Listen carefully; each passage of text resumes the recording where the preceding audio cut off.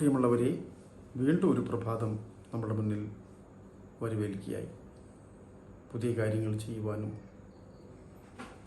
പ്രവർത്തിക്കുവാനുള്ള സമയമാണിപ്പോൾ. ഇവിടെ ഞാൻ ഇന്ന് നിങ്ങളോട് പറയാൻ പോകുന്നത് കാരുണ്യത്തെക്കുറിച്ചാണ്.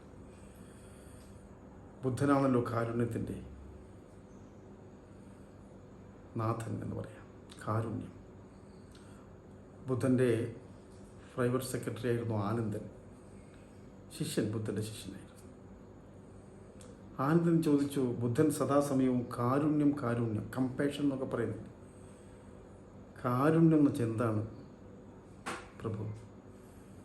അപ്പോൾ ബുദ്ധൻ ഒരു സ്റ്റോറി പറയുന്നുണ്ട്. ബുദ്ധൻ പറഞ്ഞു, ആനന്ദ, ഒരിക്കൽ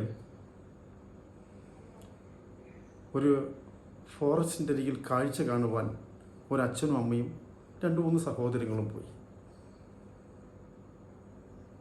അപ്പോൾ അവർക്ക് കാണുന്ന കാഴ്ച, ഒരു പുലി അതിൻ്റെ 3-4 കുട്ടികൾക്ക് പാല് കൊടുത്തുകൊണ്ടിരിക്കുകയാണ് പ്രസവിച്ചിട്ട്.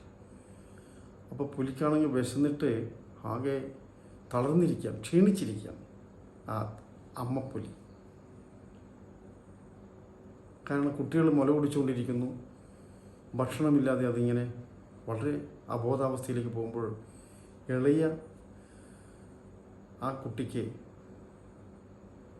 തോന്നി അതിനെങ്ങനെ രക്ഷപ്പെടുത്തണം. അങ്ങനെ ആ കുട്ടി ഒരു മുളം തണ്ട് കീറിയെടുത്തു, കത്തി പോലെയാക്കി തൻ്റെ കഴുത്തിൽ നിന്നും ഒരു ചെറിയ കീറ് വെച്ചു കൊടുത്തു. അതിൽ നിന്നും രക്തം പുലിയുടെ വായ്ക്കകത്തേക്ക് ഉറ്റുന്ന രീതിയിൽ വെച്ചു കൊടുത്തു. ആ രക്തം നുണയുമ്പോൾ അതിന് അതിൻ്റെതായ ഗാംഭീര്യവും ക്ഷീണമൊക്കെ മാറി. ഊർജ്ജം നമുക്കറിയാലോ, വിശന്നിരിക്കുമ്പോൾ തളർന്നിരിക്കുമ്പോൾ നല്ലൊരു ആഹാരം കഴിച്ചു കഴിഞ്ഞാൽ പെട്ടെന്ന് തന്നെ നമുക്കത് റീചാർജ് ആവും. അതേപോലെ എല്ലാ ജീവജാലങ്ങൾക്കും ആഹാരം ഒഴിച്ചുകൂടാൻ പറ്റാത്തതില്ല. അങ്ങനെ ഈ ഇളയ കുട്ടി ഈ ചോര കുടിച്ചിട്ട് ആ കുട്ടിയെ ഈ പുലി ഭക്ഷിക്കുകയും ചെയ്തു. അങ്ങനെ ആ പുലി ഈ 5 കുട്ടികളെയും പാല് കൊടുത്ത് അങ്ങനെ വളർത്തി അങ്ങനെ പോകും. ആനന്ദനോട് പറയുക, ബുദ്ധൻ പറയാണ്, അവനായിരുന്നു ഞാൻ കഴിഞ്ഞ ജന്മത്തിൽ.